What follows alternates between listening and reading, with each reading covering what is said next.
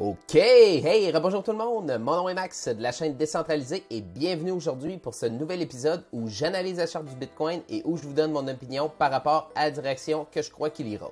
Si vous aimez ce genre de contenu sur l'analyse technique et la crypto, n'oubliez pas d'aimer la vidéo et de laisser un commentaire. Aussi, je vais vous partager les niveaux à court terme que je regarde pour la journée sur la page Facebook de la chaîne Décentralisée et Crypto Avenue pour ceux qui veulent trader. Ceci étant dit, allons à la charte. Donc, qu'est-ce qui se passe sur la charte du Bitcoin présentement? Alors, belle surprise en se levant ce matin. On a finalement un petit breakout de notre zone de consolidation, notre channel qu'on regardait depuis un certain moment. Et puis, on va aller voir un petit peu plus en particulier sur le breakout de ce channel-là quand on sera sur des plus petits time frames. Mais j'aimerais commencer mon analyse par vous parler de la charte à la semaine. Donc, si on regarde la charte à la semaine, présentement, on peut voir des signes encourageants, malgré le fait qu'on a eu notre divergence baissière qui était juste ici. Divergence baissière, je répète, qui est quoi? Qui est un haut plus haut sur le prix pendant que le momentum, lui, descend. Donc, on s'entend, la divergence baissière a vraiment fonctionné. Alors, le prix a descendu d'à peu près une trentaine de pourcents. Et puis, si on regarde aussi, on a notre money flow qui, lui, continue de descendre. Bon, c'est la charte à la semaine. Donc, c'est certain que toutes les choses qui se passent sur cette charte-là, les indicateurs qu'on a, ça peut prendre des fois plusieurs semaines avant que les trucs apparaissent. On va plus voir en particulier les mouvements rapides sur le prix sur les plus petits time frames. Donc, on voit effectivement le money flow descend. Par exemple, une bonne indication, c'est qu'on peut voir que notre VWAP juste ici commence à courber vers le haut. Donc, on peut voir que le momentum s'en va par en haut. Ça, c'est déjà depuis quelques semaines que malgré le fait qu'on descendait sur le prix, notre VWAP courbait vers le haut. Et puis, ce qu'on veut, c'est qu'il retourne, comme on peut voir dans le passé, par-dessus la ligne, on appelle ça en anglais, l'anglicisme, le zero line. Fait qu'on veut pointer vraiment par le haut comme ça. Une autre chose intéressante que je voulais vous montrer sur la charte à la semaine, si on amène notre indicateur, le RSI standard, on peut voir que si on a un bottom, c'est possible que...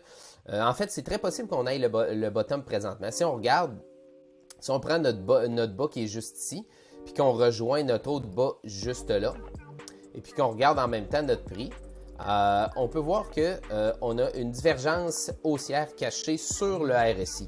On peut le voir aussi sur Market Cypher si on relie ce point vert-là à un potentiel point vert qui va arriver ici. Mais si on se fie juste au RSI, qu'est-ce que ça veut dire finalement cette divergence haussière cachée-là?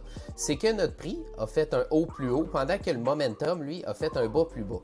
Qu'est-ce que ça signifie? Ça veut dire qu'il y a eu beaucoup d'énergie des vendeurs, des bears, pour essayer d'amener le prix plus bas.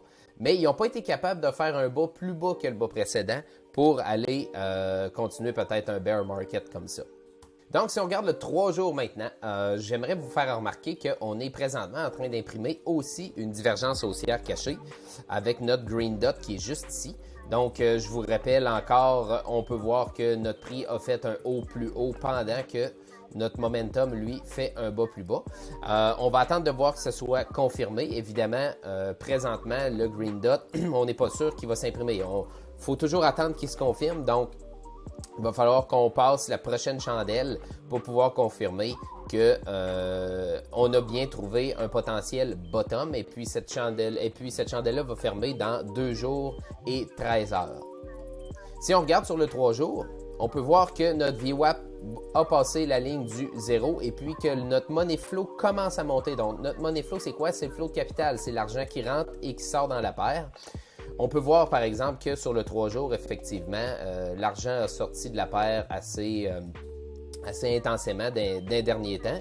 Ce qui pourrait, par exemple, donner qu'on pourrait remonter si on continue le bull market. Si on regarde la charte à la journée maintenant, donc on peut voir qu'on a notre breakout, notre sortie de notre zone de consolidation qui a été faite après une divergence haussière régulière qui était juste ici. On peut voir que notre prix faisait des bas plus bas pendant que notre momentum, lui, faisait des hauts plus hauts. Et puis, on vient aussi de tomber juste au-dessus de la moyenne mobile des 200 derniers jours.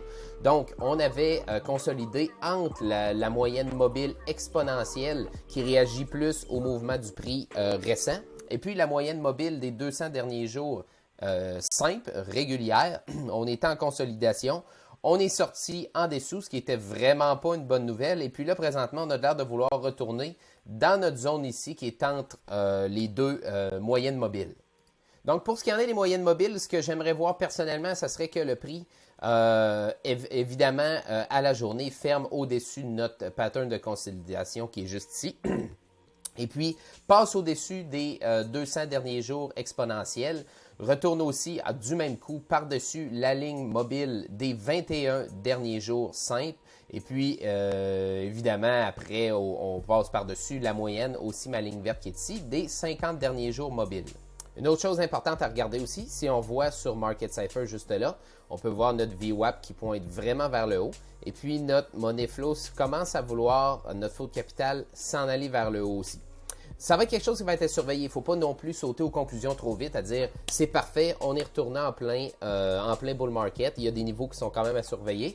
Avant de vous parler des niveaux, j'aimerais vous rappeler d'aimer la chaîne, de partager et puis de venir vous abonner aux chaînes Facebook de la chaîne décentralisée et aussi Crypto Avenue où je partage mes niveaux que je surveille pour la journée. Pratiquement tous les jours, j'ai pris une petite pause les dernières journées, mais je suis de retour et puis où je partage des setups de trade et des choses comme ça à toutes les journées. Au courant de la journée quand j'en prends ou des setups potentiels que j'aimerais prendre.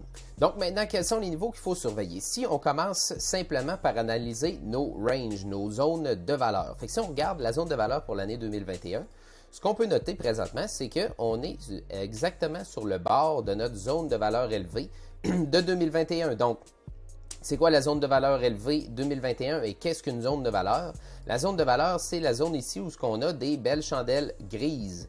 Et au-dessus, il y a les chandelles bleues et les chandelles jaunes. Donc, quand c'est des chandelles grises, c'est la zone où, dans l'année 2021, en fait, dans notre zone, présentement, ce que je montre ici, c'est toute l'année 2021, c'est ce qui est évalué comme un prix juste pour ce qui est de l'actif duquel on sort notre profil de volume. Donc, là, le Bitcoin, on peut regarder qu'à toutes les fois qu'on dépasse notre zone de valeur, on a tendance à vouloir y revenir. Et quand on en sort par en bas, on a tendance à vouloir y revenir à l'intérieur aussi.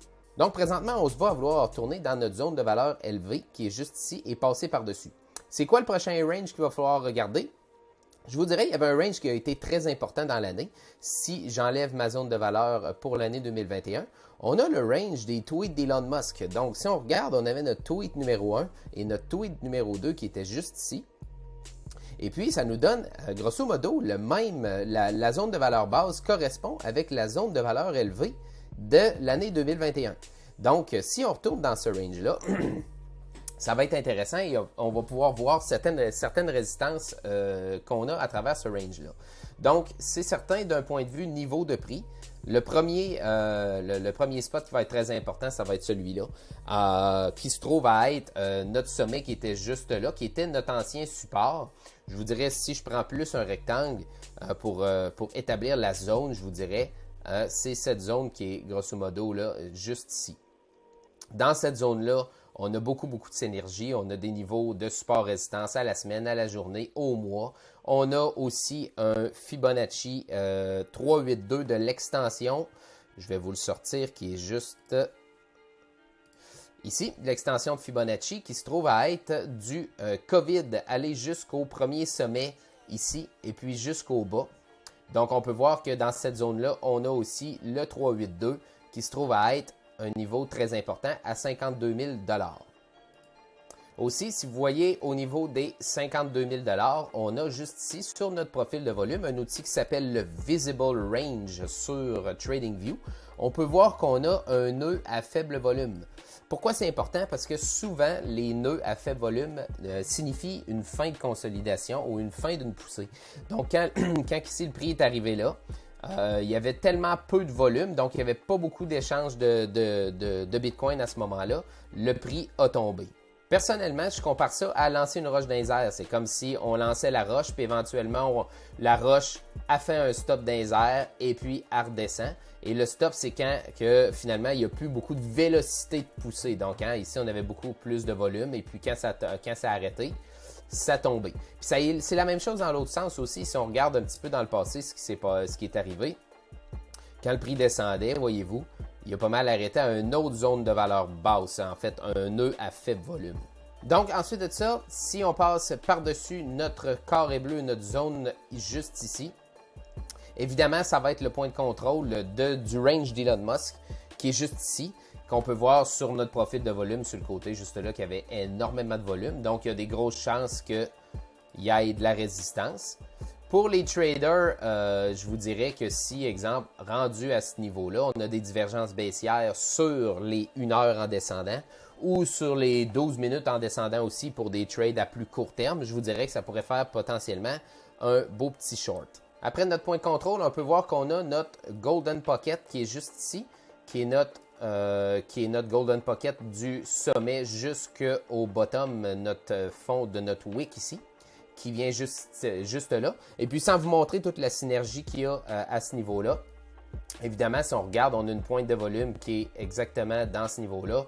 On a un support à la semaine, au mois. On a aussi un support quotidien qui vient dans ça.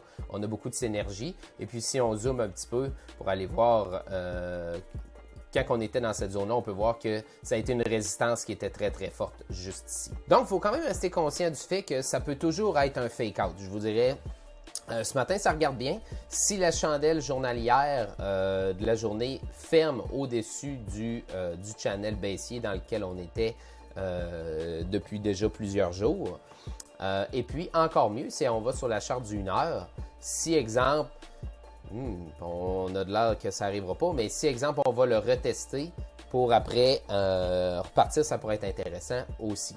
Donc, je vous dirais, faut pas non plus sortir tout votre capital et puis aller mettre ça dans le Bitcoin au moment où on se parle. Une sortie d'un pattern comme ça peut être un fake-out. On va le suivre.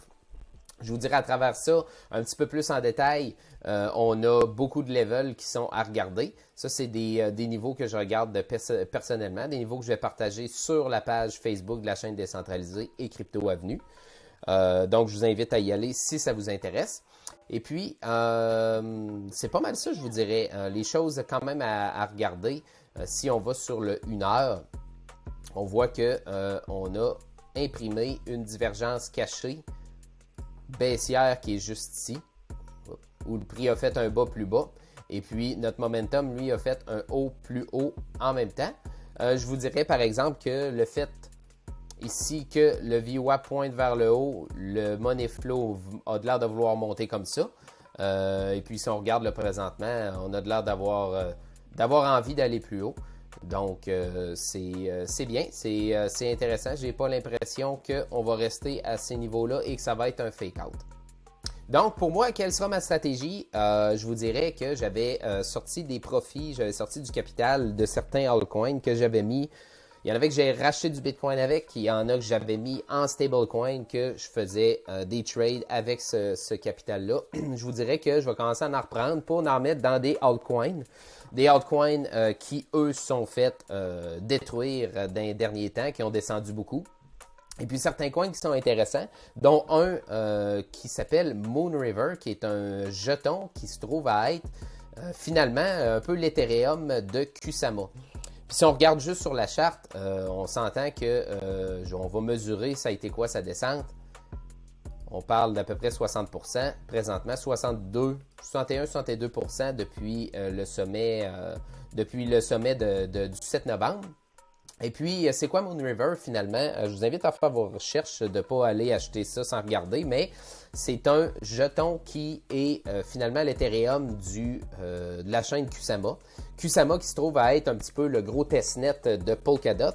Et puis, ce qui est intéressant avec Moon River, et puis il y a son grand frère qui s'appelle Moonbeam sur Polkadot, c'est que ils utilisent le même langage de codage que Ethereum. Ils utilisent Solidity. Donc, c'est facile pour un développeur de pouvoir aller créer des applications décentralisées, que ce soit de DeFi, de Metaverse ou peu importe, sur le réseau de Kusama. Et puis sur Moonbeam, c'est pareil, c'est sur le réseau de Polkadot, mais il n'est pas encore opérationnel. Donc, c'est tout pour aujourd'hui. Alors, j'espère que vous avez apprécié. Si c'est le cas, laissez un like et abonnez-vous à la chaîne. Et aussi, laissez-moi un commentaire ce que vous en pensez. Et puis, si vous avez envie de partager avec moi et avec le reste du groupe, venez le faire sur la chaîne décentralisée où on va parler de trading. Et si vous avez, venez partager les altcoins que vous pensez investir ou le Bitcoin si vous pensez en acheter. Venez nous rejoindre sur la page Facebook. Et ça va nous faire plaisir de vous parler. Bonne journée!